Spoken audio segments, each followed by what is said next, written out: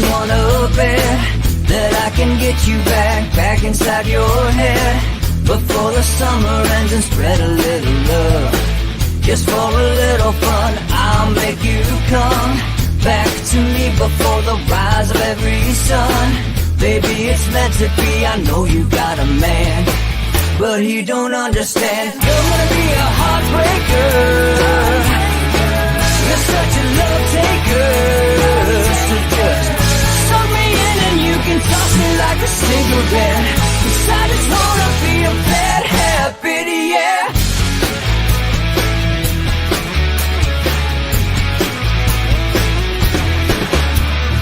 Rhythm in our love, it's impressive, excessive. You can't make this stuff up. My chest beats is restless, wakes the neighbors up above. Yeah, baby, come and show me love. Baby, come and show me love, because you're gonna be a heartbreaker. You're such a love taker. So just suck me in and you can toss me like a cigarette, 'cause I just wanna be a bad habit, yeah.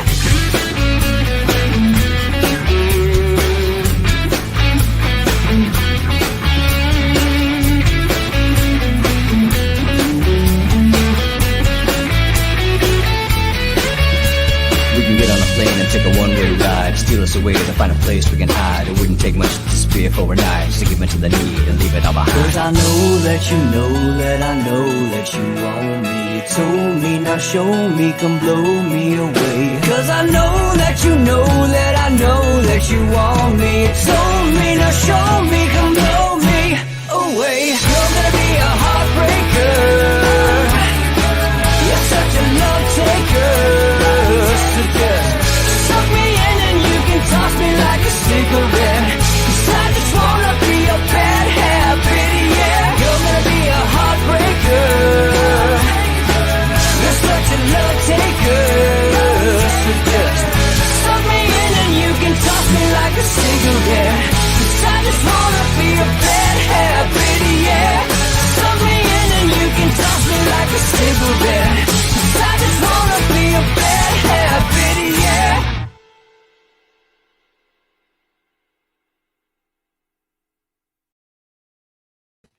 What do you guys instinctively know that Laura's not sitting here right now? So I'm missing a few of you. All right, welcome to Inside the Numbers on Tuesday, August 4th with the People's Pundit. I am, of course, yours truly, the People's Pundit. You can follow me on Twitter if you don't already, but of course you do, at People's_Pundit. Don't forget to subscribe to the YouTube channel. I keep forgetting these little spiels. And don't forget to mosey over to Facebook and like the page People's Pundit Daily. Oh my goodness, today you get to see me with my glasses on because I forgot to take them off.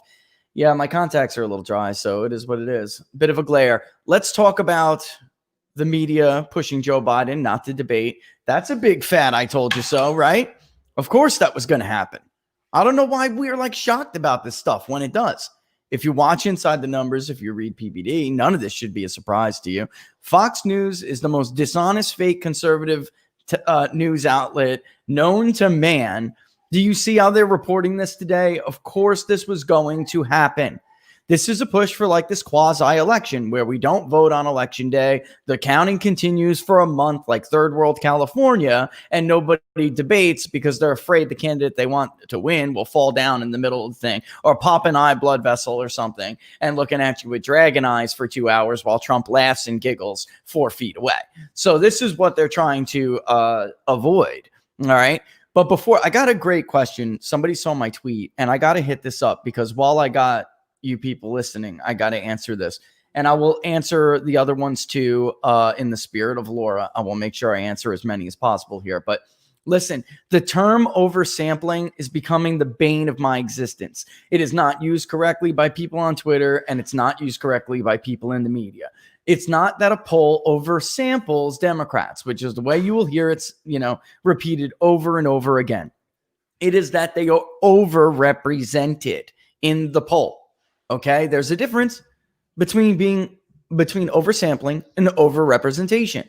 In Florida, I oversample Hispanics because I ask a Latino detail question.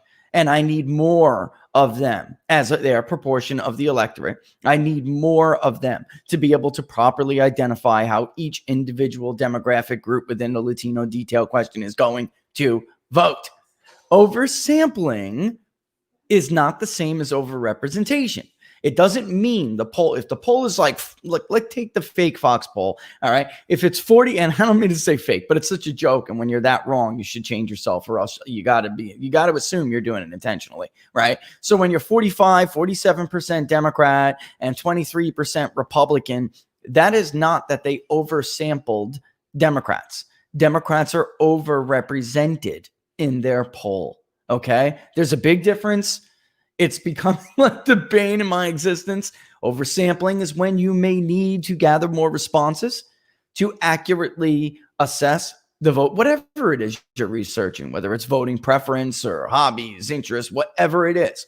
You have to gather more samples from that particular group of respondents and able to, in order to accurately assess their voting intention, whatever it may be, their opinion. All right. Over representation is when you have enough sampling pretty much across the board. You gathered enough samples, but you chose in your weighting process to overrepresent that group. And when we went over the national voter file analysis, again, not my opinion. It is a database. It is not my opinion. When we went over them, the National Voter File Database is D+4. If it's a registered voter poll, they have no explanation for having Democrats overrepresented outside of two things. One, response bias. They simply could not, through their data collection mode, get enough Republicans to answer the phone or talk on the phone or be interviewed, whatever it is. Or two, their other weights are throwing off the party ID. So if they're waiting for education, region, whatever it may be, their weighting model to try to be as accurate as possible to the census, to the voter file. And often the problem they're having is they are weighting toward the census, not the voter file. And we do use the census as a starting point. We do in many instances. But the voter file should be, what's the word I'm looking for? It should outweigh, to stick with the similar terminology, it should outweigh the census, because it doesn't really matter what the population of American adults looks like. The only thing that matters is the population of the electorate. Okay? So let's just clear that up. Please, if you see other people do it, correct it and say, that's not what oversampling means. That is not the correct use of the term. And ironically, the Never Trumper Romney lovers of 2012 began this misuse of this term, trying to, and if you remember the effort to unskew the polls to show Mitt Romney was leading. That was their bad. And they kept this going all of these years. And it is incorrect. It is not a correct use of the term. All right.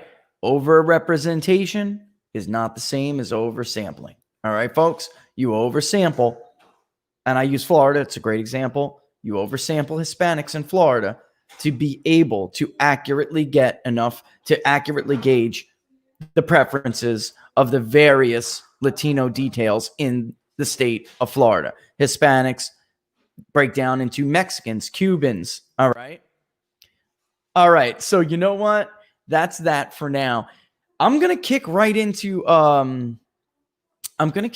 the topic of our show today. And I see that I didn't know what was going on. So I didn't want to give you guys like a little bit of I didn't want to get your hopes up in case he was going to have time to pop up. We were trying to make this happen. So a lot of you were requesting that I have Larry Schweikert, right? So we're going to do that because we're going to talk about this media's effort to I told you so, right? We all told you so. Biden is going to try to get out of these debates, folks. If you have seen him in person, you know that it is not the way he's portrayed in the media.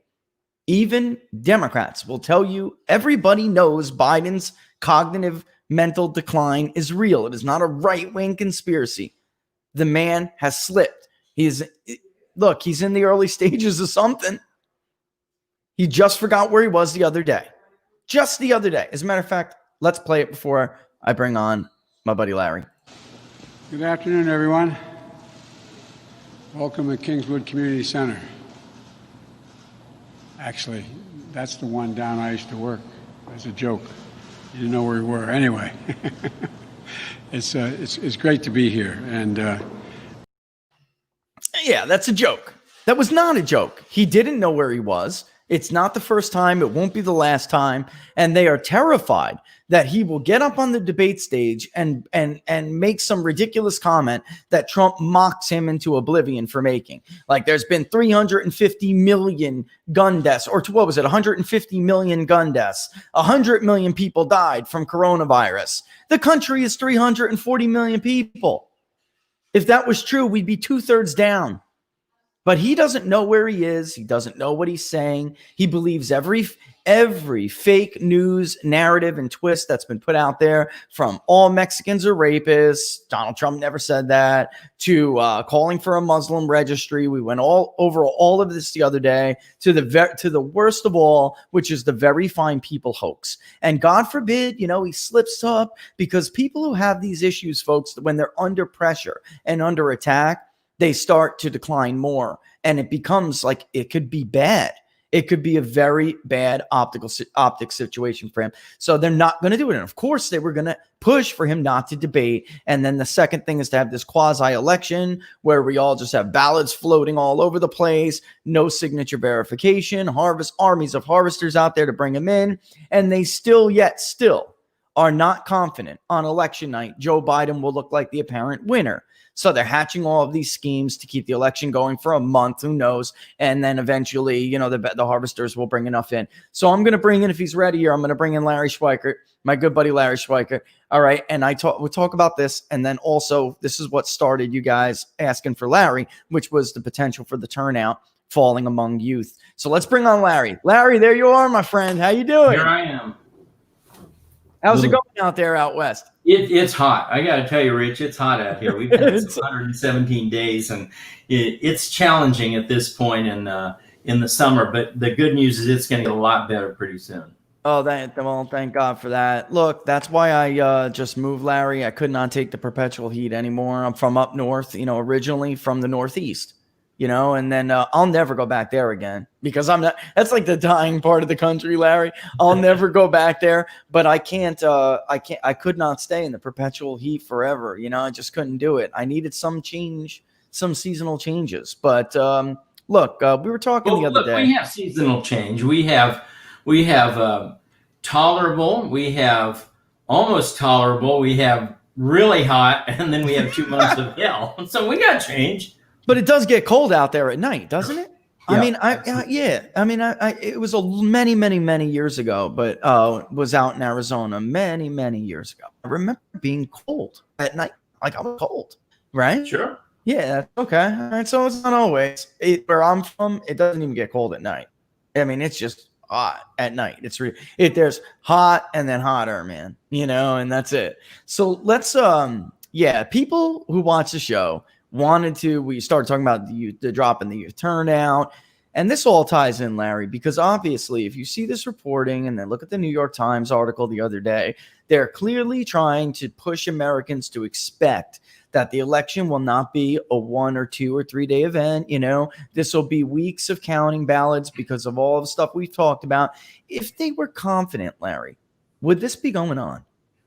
No, and Rich, as you know, I don't do polls. I watch your polls, but after 2016, I gave up watching any kind of polls because I found them to be utterly detached from reality. And the fact that some of them got 2018 right is irrelevant, because they still missed all the Senate races, as you know. Right. They missed Brexit. They missed Brexit too. They missed Israel. They missed Brazil. They missed almost all this stuff. So what I look at are real world signals, both voter registrations and early voting numbers and that kind of stuff. But also I like to look at what are the Democrats doing. They will tell you what they really believe. So if you just throw the polls out for a minute, what are they saying? Here's the first thing they're saying. Joe Biden can't get anybody to run as his vice presidential candidate. Now, if you begin from the presumption that because of his mental decline, he's not going to be president at this time next year, even if he's elected, that the Veep will take over. Given that a Veep is going to be the president within 6-8 months after the election, why won't anybody run with him? And to me, the answer is very simple. Nobody wants to buy a ticket on the Titanic. Nobody wants to be on the Hindenburg. It's going to be too bloody. And Rush the other day went over some of the, do you remember this name and that name of vice presidential candidates who were on utterly disastrous tickets, like William Miller in 1964, even Tim Kaine back in 2016. They finished their political careers with that kind of a disaster. So that's the first thing I looked at. Second thing I look at is what you mentioned in this decline in likely student voters, because they're not going to be on campus. And people who haven't seen a campus activity at election time don't understand that they're herded. They're brought in groups from dormitories, and they're herded as they walk down the malls to go vote, and they're given slate cards. And this is without a physical college campus going on. This is going to be an enormous decline in voting between 18 and 24-year-olds. I'm thinking maybe if the Democrats are lucky, it'll only be 30%, which would be a national number of about 1 to 1.5 million. All of the California schools are totally shut down, both UCal and Cal State. I noticed the other day Arizona State are going to open up a little bit. They hope to have people on campus. Who knows? It could be worse. It could be in the nature of 40 or 50% decline from 2016, which might be upwards of 1.5 to 2 million voters just right off the top. No Democrat can win when you start down with those kinds of numbers. And then the third factor is you add in all of this apparent enthusiasm for Trump among Black and Hispanic voters, which you and I have talked about. And we both agree, we think these numbers, the approval numbers, do not equal actual votes. But I just usually cut them in half and say if he's getting half this amount in an actual vote, it's still curtains for the Democrats, because Hillary lost with 88% of the Black vote. Please tell me how Joe Biden's going to win with 78% of the Black vote, which is where he's polling right now. That's where he's at. I don't do polls, but So these three factors alone cause me to think there's trouble in Biden land. And then the fourth one that you just now mentioned are all these stories coming out on Breitbart elsewhere, which say they are wargaming to lose. Mm-hmm. Now, no confident candidate or campaign that expects to win ever war games for a loss. But they're already saying, what do we do when we lose? And as you mentioned, the strategy is going to be, number one, drag it out through ballot counts. That's the first one. Number two, phony, fraudulent mail-in ballots to try and steal some races. And then what Biden's campaign said flat out is, well, they have a number of scenarios. California could secede. You could have riots and full-out resistance. I mean, they're planning. I've said many times, I think November 4th is going to be one of the bloodiest days in American history, no matter who wins, for different reasons. Yeah, I think people, Larry, kind of underestimated the impact of this. Like what in 2016, you start to see the honeymoon period, and you're a historian, you know what I'm talking about. The honeymoon period, when a president is reelected, there is a peaceful transition of power, and everybody is entitled to it. This honeymoon period where the media, the opposition party, they lay off, we unite, and then 30, 60, 90 days later, we start beating each other up again, and that's how it's done in America. This was the first president I can remember since the Civil War, Larry, where they denied him the honeymoon period, and it just went right into what I comfortably can call a coup now. I mean, I don't know how you can't see it any other way. And once, the history is like regressive. You know what I mean? It once you begin to devolve like that, things that you may have 10 years thought were impossible will never happen. It does happen, where, look, defund the police, folks. We're literally talking about removing police departments from major U.S. cities.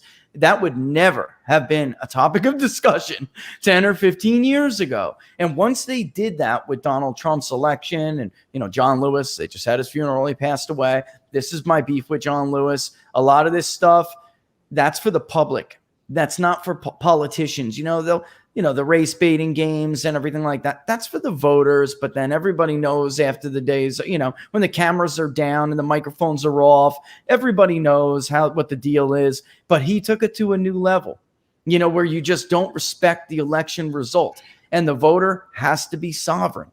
And now this is what I was afraid of. And people for 3-4 years, when somebody like you or I would say this is where we could be headed. This is a right-wing kook thing. It's not. Mm-hmm. It's not a right wing. Look at that article in the New York Times, which Breitbart covered. That's scary stuff, Larry. Look at how far they're willing to go for a protest. So I wrote a piece yesterday in uncoverdc.com called 7 October Surprises that are going to harm the Democrats. And any one of these can just utterly finish off the House and Senate. I think any one of these could. And there's 7 of these, and they include Epstein and Maxwell evidence surfacing more and more and more. They include the riots. I think the riots are, even though the media isn't covering them, it's getting out, and people are starting to get scared. And you see that with the gun sales. Gun sales are through the roof and all-time highs. And the suburban Karens are very happy to go red for ed and go along with all the soft socialist stuff until it comes down to physical safety. And as we saw in 2004, the soccer moms can quickly become security moms if it looks like their neighborhoods are going to be impacted by this. And so one of the 7 I had, which was really particular to Arizona, was we had a powerful Red for Ed movement here in 2018. And that may have accounted for McSally losing. There's a lot of things, but that was certainly a part of it. And for a while, the teachers and the unions had the suburban Karens on their side. They had won them over. You'd start to see all the little, vans with the Red for Ed on there. They're losing them very, very fast over this refusal to go back to school. And so that's the Democrats. Virtually their last hope is to turn out a whole bunch of formerly Republican voters to vote for Biden, which I don't see happening. Right. And then, I was just going to add that when you were done. And then you have the school issue on top of that, where the media keeps releasing these polls of American adults and all voters or all adults. It's really the parents that matter, right? So when we're talking about how this may impact somebody's vote, I think it's the only one I've seen so far who actually asked just parents with school-age children was Rasmussen. I don't know if anyone else has done that, but generally the big media polls that I've seen, it's all adults. It cuts across party lines. And in 2004, the election you just mentioned, the exit polls were terrible for George Bush. The polls were terrible leading up to the election. And in fact, when the electorate came up in the exit polls, Democrats were dancing for joy on election night. You remember this, I'm sure, Larry. They were dancing for joy because there was a few million Democrats more they could see in the exit poll data that showed up that did not show up in 2000. And they thought Kerry's got it. But those, a lot of them were Republican women, but there were these Republican soccer moms and national security moms that voted for George Bush. And it stunned them. And it was like a gradual evolution, not as bad as 16, but a gradual evolution of them starting to realize as election night went on that this was not going to turn out the way they thought it was going to turn out. And it wasn't as bad as the one we just saw, but they're trying to get now to avoid this. They're going to just do away with election night. And this is something that is probably one of the things that concerns me the most, Larry, because once you allow the entire country to turn into what California is doing, and you can, if you don't know the article we're talking about, I'll link it in the YouTube thing or go look at it, because if they were super confident would their plans specifically include like certain states, like Pennsylvania? Why would they, right? Why would they? I thought Biden was ahead by 8 points in Pennsylvania. Are you telling me they don't believe Joe Biden is ahead by 8 points in Pennsylvania, that they got to count votes for another few weeks? Well, and then the other thing, when I say I look at real data, you not just look at the data, but you look at which direction the data is going. So when you look at all these voter registration changes since 2016, they've gone one direction. Now, for a brief time in 2018, the Democrats rallied with some voter drives and managed to get ahead in Iowa, got shaved off 10,000 votes in Arizona. But since then, these have all stabilized. Republicans have gone back ahead in Iowa. I think the last I saw was Republicans had gained about 2,000 back in Arizona. Republicans have about 142,000 lead here in Arizona, and you've got a lot of independents. Let's always remember that. But the trends of all these North Carolina, Florida, Pennsylvania, Iowa, New Hampshire, Arizona are all, New Mexico, Nevada, are all in the same direction, and that is the Republicans are out registering the Democrats, whether it's they're both declining and the Democrat numbers are declining faster, however you want to put it. The Republicans are gaining on Democrats in every one of these. And you're in Florida, and you know that Florida was almost a million Democrat advantage, in 2012, and now it's down to about 260,000, which is astounding. And you look at some of these counties like Polk, where the Republicans are gaining in shocking numbers, and these are all the red counties up north, where Trump just blasted it out in those counties. So what I'm suggesting is we had 30 House races decided by under 2 points in 2018. When you factor in the student vote, when you factor in the Republican registration gains, when you factor that Trump's going to be on the ballot, it's not hard to imagine. I'm not saying I'm seeing any races there other than 5 or 6 right now, but it's not hard to imagine that 2 point difference could just evaporate and that you'd have another flip of 10 or 20 seats. Yeah. In California alone, I really wish we would have had some public polling before California 25 kicked off, because you saw the shutdown really, I wholeheartedly believe impact that race. And those are the voters we're talking about. And it actually turned into a worst case scenario for Democrats, right? So Republicans never carry independents in that district. The hope is always that they get their vote out and then fight it close, and that Democratic turnout is not huge. That's how Republicans vote. That was their strategy to win that seat. And then, of course, Hispanics, Asians. Mike Garcia went he carried the Hispanic vote. He carried those suburban precincts. He carried the independent vote. That is what, and just so viewers understand, those are the kind of issues where the media harps on this trend with the suburban vote. But in truth, folks, that is the swing vote in this country. That is the swing vote, and they could swing. And when you look at these independents, for example, this is going to be a very interesting dynamic, because you've got a number of states like Arizona and California, Ohio, where the governor is not up for re-election this time. But the governors are not well liked. The last poll I saw in Ducey, and I think it's way too favorable, had him at 39%. I think he's probably in the low 30s, okay? So the real question, and this would be particularly interesting for a pollster, is what are people going to do when they can't vote against their governor? How will they vote? And I think that they're going to vote whoever's not in now, I'm putting that guy in.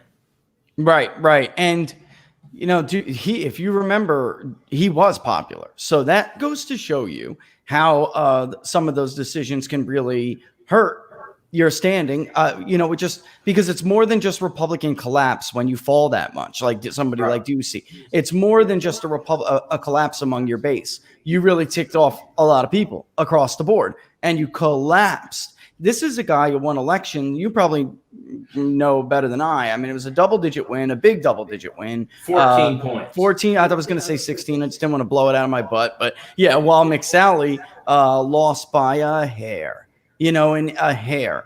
And we all know so that was a 15-point swing against McSally, 15 points worth of ballot splitters.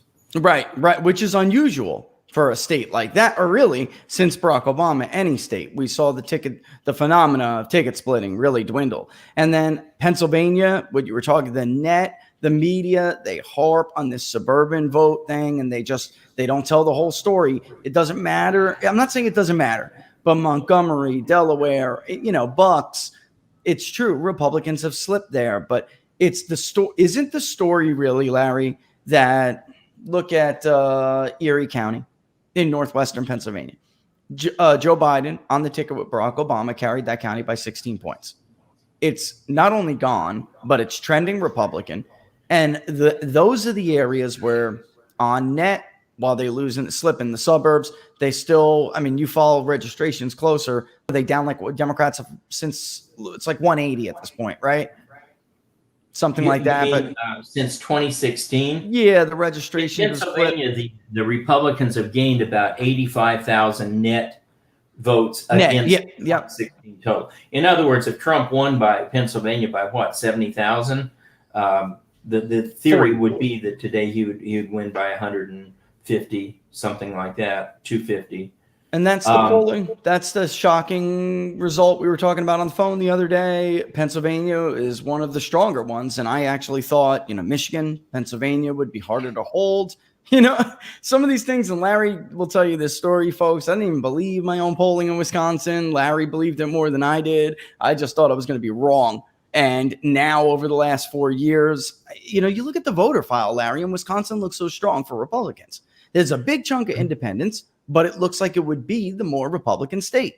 Yet, at least a Trump kind of Republican, is running better in PA. The other thing about these suburban counties, which especially around Georgia, Cobb, and some of these, is that, they're going bluer, but the counties around those suburban counties are getting redder and redder because people are moving out of these counties and going to even newer suburbs, newer development areas, and kind of less regulated areas. So all you're maybe really seeing, we don't know, but all you may be really seeing when you talk about this suburban ring around Philly is that they're just pushing Republicans out further and further, and there's no real net change. What's happening is there's just a movement of people out of these suburban counties into what I'll call the new burbs.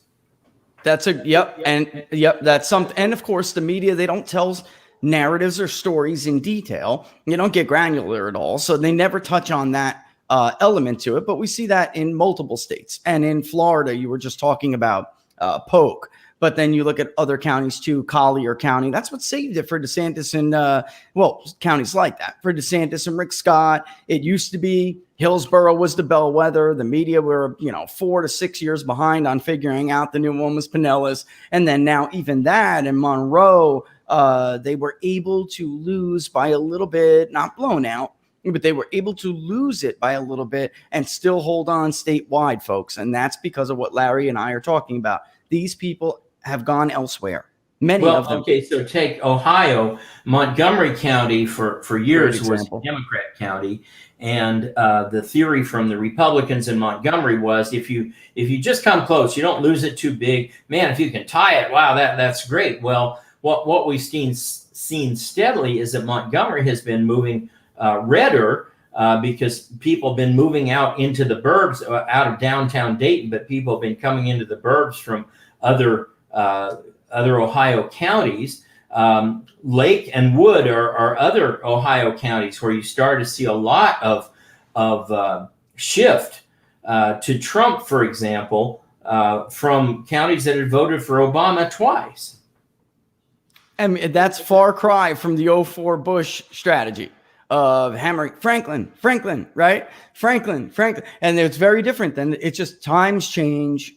The media doesn't tell that story. It gets lost. It's a disservice, but times do change. And again, we're back now, though, to a very similar pitch. And they did this to Democratic primary voters. They probably should have listened to their heart, Larry. I'm serious. And that's whether or not, however this election wins out, they should have listened to their heart, because I can't help but to look at on paper how both Joe Biden and Hillary Clinton looked like on paper they could be decent candidates. Joe Biden has the same vulnerabilities. He doesn't have the unlikability factor, not yet. Maybe he will. It will go up. It did during the Democratic primary, by the way. His likability was on the way down until the media did, and an alliance with the party to stop Bernie Sanders. It was on the way down. But the only difference I'm seeing, and I know I hate to paint it this way, but she at least was a woman, right? So from a Democratic voter point of view, so it's an old white woman and then an old white man. And it's just, that doesn't breed excitement among those voters in the base of the party. But they were convinced by the media that the best thing to do, Bernie wasn't electable, and the best thing they could do was go with Biden. And well, I had the misfortune of looking at a Bernie bot thread the other day, and at one of these sites, and they were full Bernie bro, and they were adamant they aren't going to vote for Biden. Bernie was screwed, and they're going to take it out on Biden. And yet people talk that if just 1/4 of those Bernie supporters stay home, you're looking at a decline of about 1% in the Democrat turnout. Well, hey, it's the old line about, well, $1 million there, here $1 million there. Pretty soon you're talking real money. 1%, 1% there. Pretty soon you're talking about a Trump popular vote election victory. Rich, I'm going to have to wrap this up. I heard it. Go ahead. I heard it. All right. Listen, I'm going to take a break anyway. Larry, come back soon. I really appreciate it. Good talk. And we'll have you back on when we can, okay? Good. Thank you. Thanks, Larry. All the best, buddy. That was, you hear the doorbell in the background? That was a good conversation. And just to piggyback off what he was saying, elections are won on the margins, folks. They're won on the margins. So a little bit here, a little bit there. Did Mitt Romney in? A little bit here, a little bit there. Did John Kerry in, who had a real chance of winning that election? Mitt Romney, you'll never get me to believe he ever had a real chance. It's just not. He's just the fundamentals of that race, and the choice, the choice was against him. They ran the worst possible Republicans. They ran the worst possible candidate against somebody like Barack Obama after a catastrophic event like the one we saw. Which was the Depression and the war, of course, coming off of the war. It was just the wrong person to run. Hillary Clinton in a change election, the last name, that the wrong person to run. But still, it was close because of demographics and because of the media handicap and because Trump was very unconventional, made a lot of people uncomfortable, but he won that on the margins. A little here, a little there. And then with Trump, in Trump's case, a very large increase in the voters that he needed to get out. And a state like Pennsylvania was a perfect example. So if Larry's right about turnout, and for those of you who didn't spend a lot of time in academia, I know Larry has, you really have to see it for yourself, right? So these voters have to be, he used the word, it is the right word. They have to be herded, and their hands have to be held in order to vote. And of course, they understand that, which is why they want ballot harvesters to go out and get those ballots. Because if the benches aren't set up in the common area when Democratic leaning students come out of class or walking around campus, if those benches aren't up, if, like Larry said, they're not given the card, on how to vote, where to go, what the issues are, why you should support the Democratic candidate, they need to be coaxed into voting. And a little bit here, a slight increase in minority support there, and you could have an utter polling disaster. Because just looking at New Hampshire, for instance, I am inclined to include some of these voters in the results, because I feel like they've traditionally, at least in that state, been reliable. But if they're not being coaxed, will they be that reliable? And they're already telling us 24% are enthusiastic about voting for Joe Biden in that age group. 24%. That's cataclysmic. This is what happened to Hillary Clinton and Donald Trump. When we added extremely and very enthusiastic, it was not uncommon for Donald Trump to be double digits ahead. But when you looked at that extremely number, it was not uncommon for it to be 2-1. I mean, overblown. And in the end, that mattered. Let me just get let me quickly do my spiel. Like I said, I'm not going to take a break, but let me do my spiel, and then I want to answer one of the very first questions I got from Sir JPad about the race today in Michigan 13. Okay, what the finals are, right? So basically, don't forget, like I said, you are watching Inside the Numbers with the People's Pundit. I am the People's Pundit, Rich Barris. Follow me on Twitter at People's_Pundit right there. If you don't already, which I'm sure you do. And don't forget to subscribe to the YouTube channel, People's Pundit Daily YouTube channel, and hit that notification bell if you want to be notified when we're going to go live. Things have been a little bit screwy here. Sometimes we go on at 11. You know the original time slot is 10. We are going to get back to that original time slot. Today we had some things going on. The hurricane last night. So we bumped it to 12, getting out some of the economic data. And we wanted Larry to come on as well. And he had some stuff going on today. So, I got to thank Larry for coming on to finding, 10 or 15 minutes. Sometimes Larry and I will talk on the phone for an hour, but be damned to find the time where we both can get together to do a show spot like this. And of course, if the ultimate way, like PPD on Facebook, folks, go like it. And then, of course, the ultimate way to support the show is to subscribe to People's Pundit Daily, which you can do by going to ppdnews.us/subscribe. ppdnews.us/subscribe. The House, and thank you for asking, handled the first hurricane like a beast, not even a loose shingle. We started to flicker here and there. I did the generator hookup anyway with the transfer switch. So, it is built for it, but I, of course, worried about stupid stuff, shingles, siding, and then maybe something blowing into it, of course, but all was well. Some people I know a little bit farther south in Moorhead had, their power go off. The development won overs, power up, but mine's not. So you got a little lucky, but hopefully the storm will die down before it gets to the Northeast. I still have a lot of family up there. I'm sure some of you do too. It's just not, the Northeast is just not built for these kinds of storms. Even when we were building this one, window construction, stupid stuff. All of that is for hurricane code, just like Florida. So it is what it is, but okay. Let me get to Michigan 13 because I think there's like something weird that could happen here. Just out top line result straight up. It looks like a Tlaib blowout. All right. Which is weird because people disapproved of her. When we've been polling over these weeks, Brenda Jones has fought it damn near to a tie. And Tlaib's lead was like +9. That was the biggest one we had seen for her. +7 was pretty average. But so many disapproved of her and disapproved of her policies that I'm talking about the undecided vote, that there was a real opportunity there for Brenda ultimately. And I never like to sway elections, like speak like something's dead and over.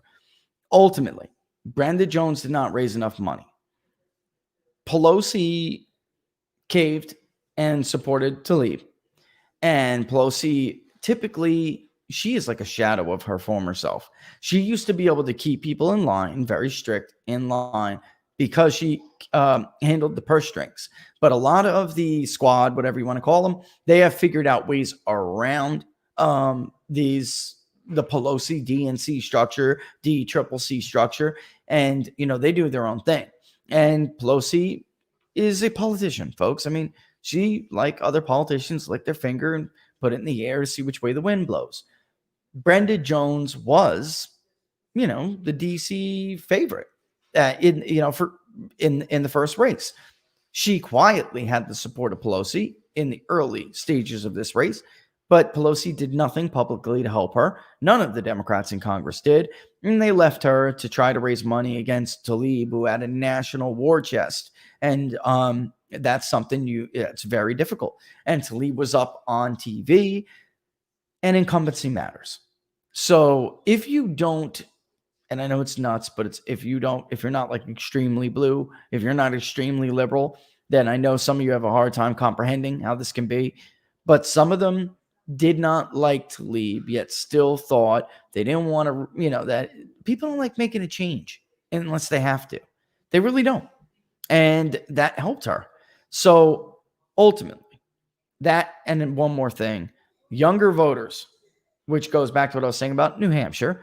Younger voters were not really inclined to want to go out and vote in this primary. And I don't even mean 18 to 29. I'm talking about below 45.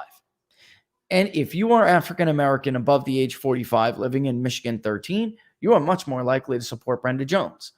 The way Tlaib beat her last time is that the African American community fell asleep at the wheel. It was a low turnout election, and they did not come out for her the way Tlaib's coalition came out, even though it really wasn't that big of a turnout, and she eked it out. I do see, even though it looks like a 20 to 23, even maybe bigger victory, I do see the potential if there's not a big electorate, because the older, more reliable voters are for Brenda Jones, and the primaries are, they can be very unpredictable.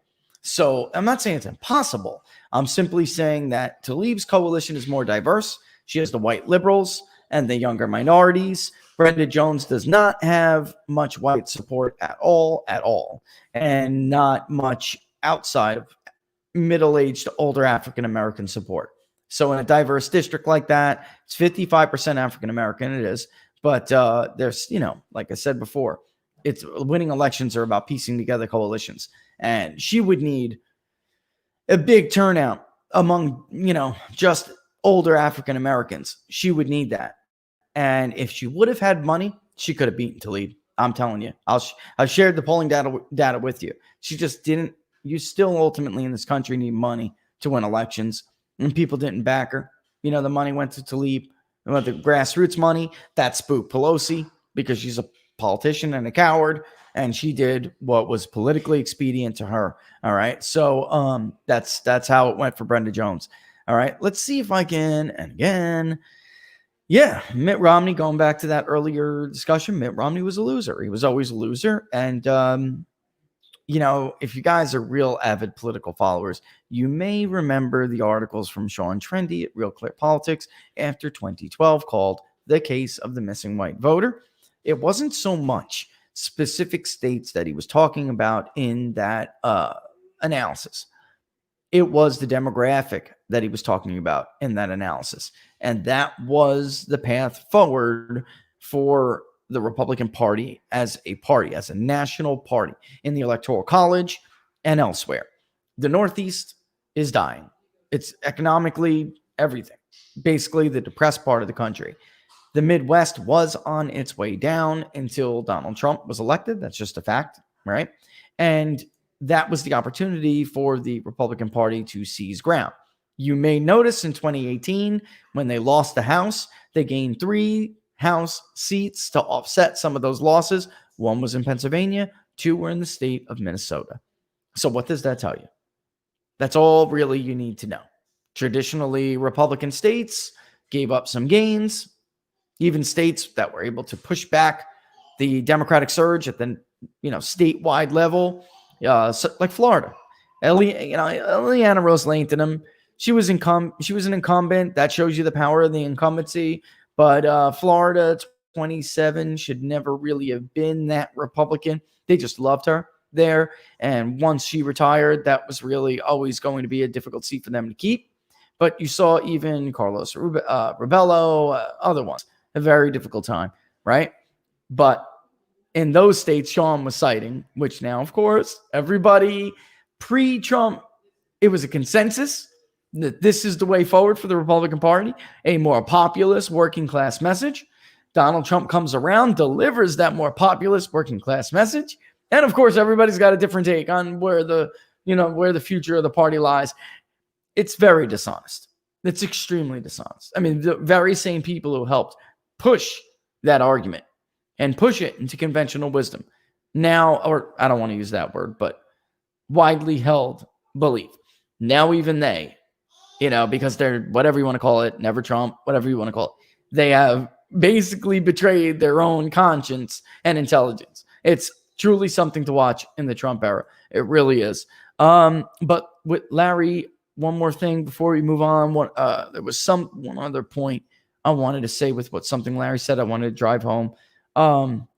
But again, if you're going to take away anything from that interview, was what he said at the end, which is a little bit here, $1 million a rich man does not make.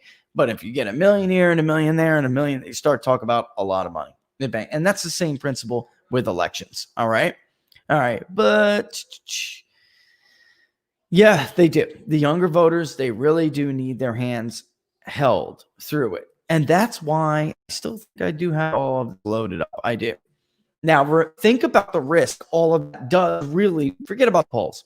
Think about the risk, all those fundamentals we just discussed, registrations, the environment.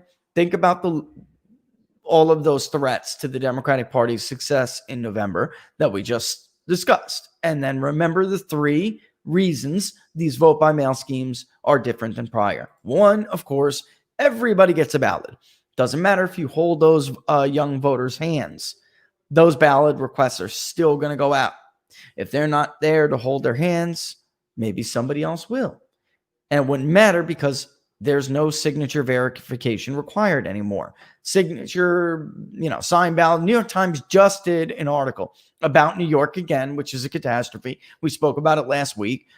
100,000+ ballots being, scrutinized and tossed because there was no signature. The New York Times characterized that as a minor mistake.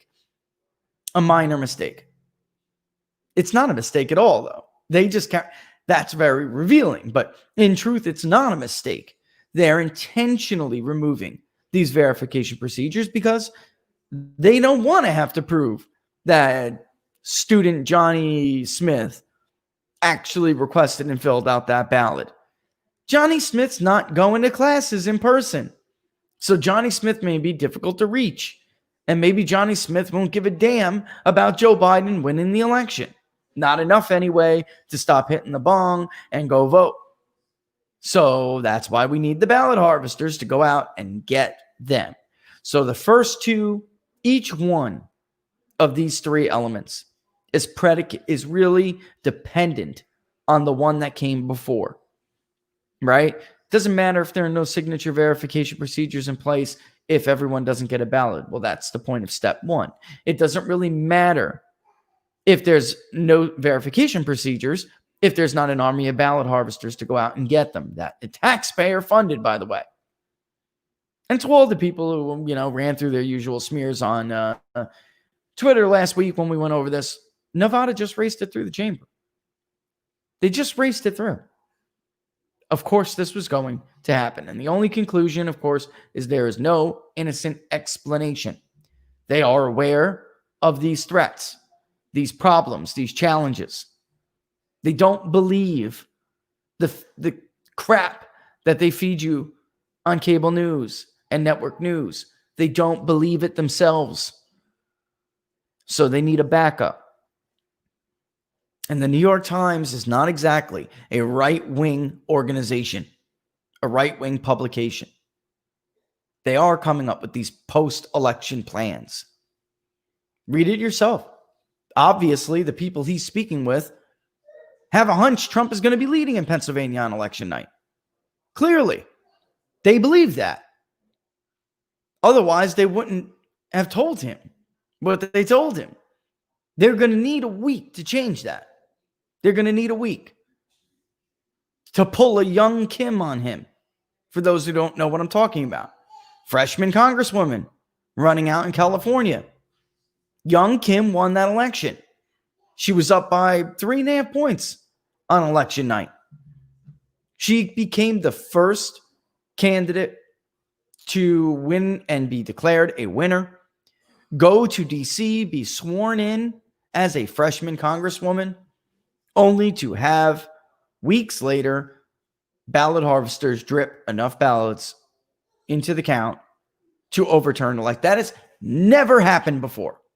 Never in the history of America. Never. I went looking. There have been flips, but not where somebody was sworn in. There have been, overturning of declared winners. We've had a few here and there. We never had the number that we had in 2018. And since then, I've been saying and warning that, of course, they want to do this in the presidential election when the stakes are much higher, and they want to do it beyond California. They did they experimented in Arizona and Florida, which two states outside of Florida. They experimented in those states with stuff like this. They tried to even, get absentee ballots that were mailed in after the deadline to be counted in Florida. It was crazy. Crazy. All right. So, I would go and read that. It was a hurricane day today, folks. So I did intend to cut this puppy a little short, just because, it was what it was. Got a little lucky, but had to start a little late, and I got to edit. Before we go, though, I want to go through a couple of indicators that are pretty good, and you should know about them, and you probably will not hear about them unless maybe you watch Stu Varney later today or something, but honestly, you probably won't. All right, so first and foremost, I'm killing stuff I don't want you to see. First and foremost, let's pull this up. Bada bing, bada boom. There it is. U.S. light vehicle sales. They rose again in July. This is the third consecutive month of gains. For the month, it was 10.2%. The Auto Data Corporation reported U.S. light vehicle sales rose 10.2% in July to 14.53 million units. Seasonal adjusted annual rate. I get this question all the time. What does SAAR mean? SAAR. Seasonally adjusted annual rate is what that means. Up from 13.18 million in June, and that's the third consecutive monthly increase from a low of 8.81 million in April. Those sales are, of course, still negative 14.6. They're down 14.6 on a year-over-year basis. They keep going like this, and that'll be positive next month, or maybe the month after, but it will be. Forecast range from a low of 13.5 million to a high of 14.5 million. So right on the end of the high forecast range. All right. The consensus was 14. Actually, that's wrong. I need to change that and correct that. Overall, auto sales soared 16.7% last month to 3.5 units. Look at the year to date, folks. Looks like a V to me, right? Just want to, and then one more thing I want to share with you. We'll bang through it. Go check this out on peoplespunditdaily.com. All right. They'll be right on the front or in the markets economy section. Okay. Let me pull up one more. Probably even, I don't want to say one's a bigger deal than the other, but we were talking about manufacturing yesterday with the ISM number and how important that was. This is another manufacturing indicator. Manufacturing shipments, where's the thing? Manufacturers, shipments, inventories, and orders. All right. More popularly and commonly referred to by the financial media factory orders, simple factories. They gained 6.2 in June. Growth beat the forecast for the second straight month.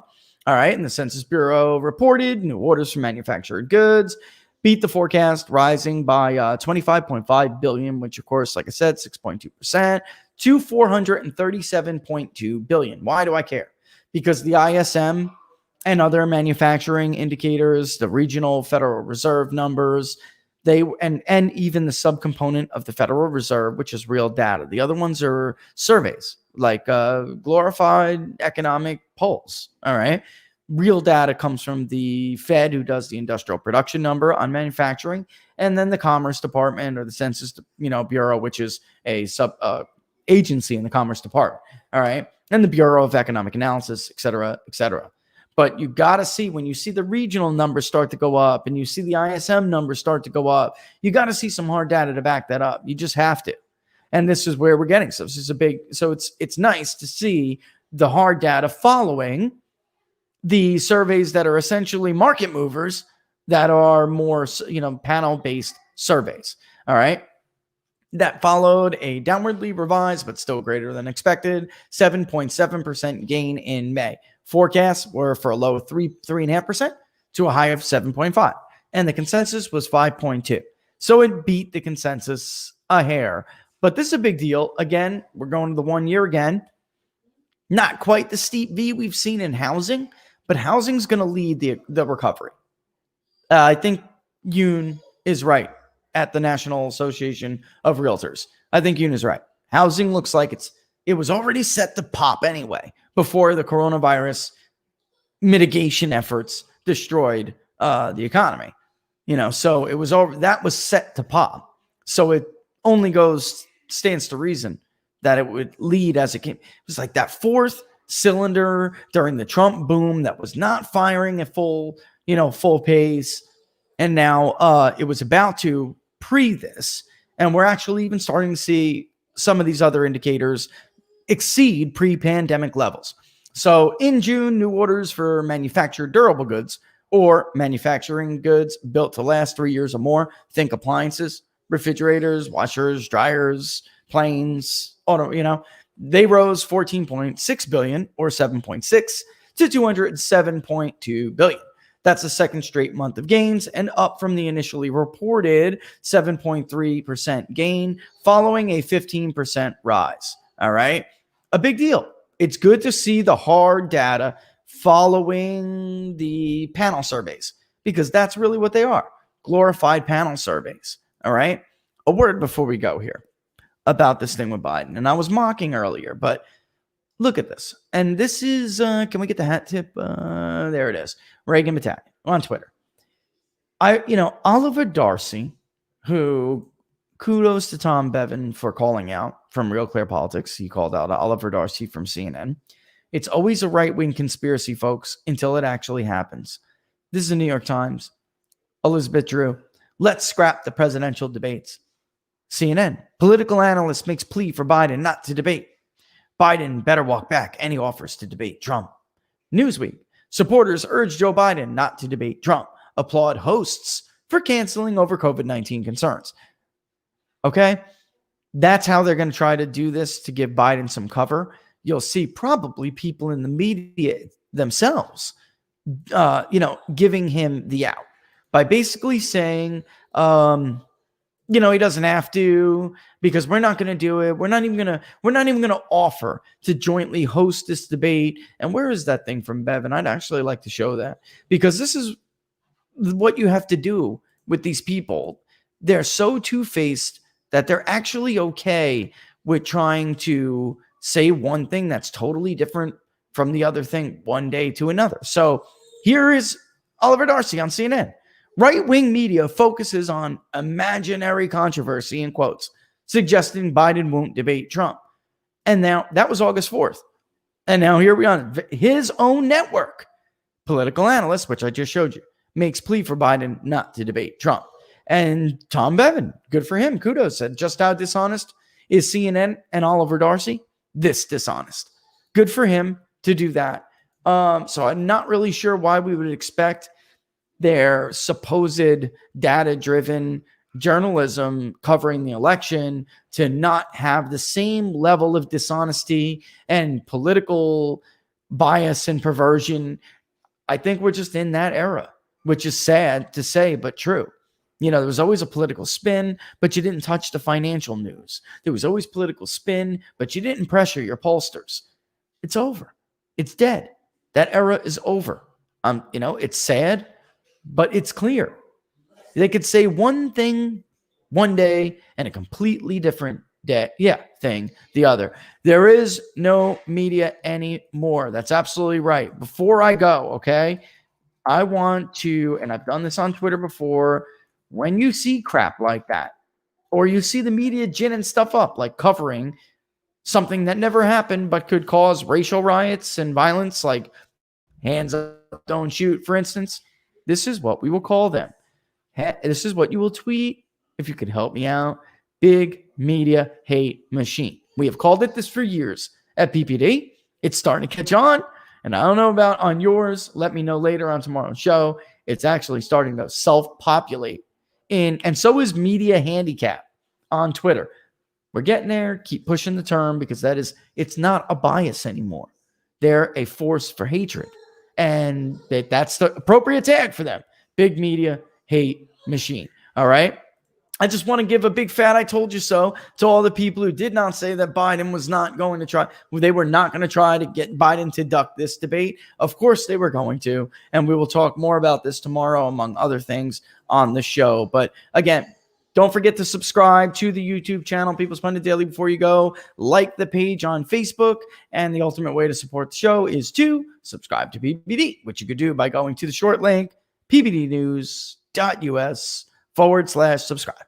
pbdnews.us/subscribe. All right, folks, Hurricane Day, 1 hour show, but I will see you tomorrow again for the 2 hours. All the best. Thanks for watching. And by the way, if you don't follow me on Twitter already, you can do so right there at peoples_pundit. And a special thanks to everybody who does go to PPD, you fuel and support the show. All right, folks, see you tomorrow. All the best. How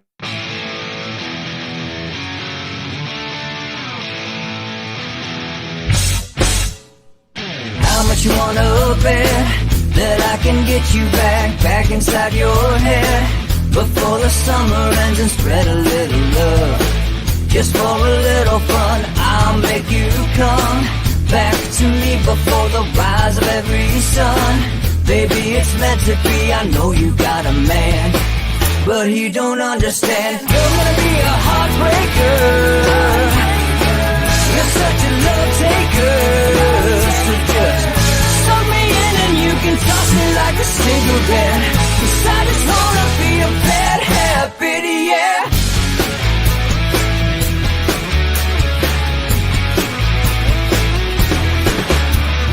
Rhythm in our love, it's impressive, excessive.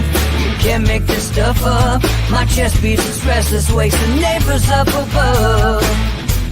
Yeah, baby, come and show me love. Baby, come and show me love, because you're gonna be a heartbreaker. You're such a love taker.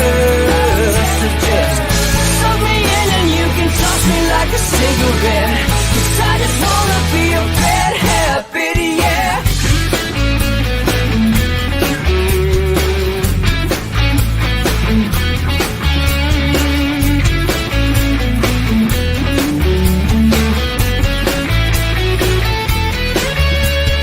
Get on a plane and take a one-way ride. Steal us away to find a place we can hide. It wouldn't take much to spear for a night, just to give into the need and leave it all behind. 'Cause I know that you know that I know that you want me. You told me, now show me, come blow me away. 'Cause I know that you know that I know that you want me. You told me, now show me, come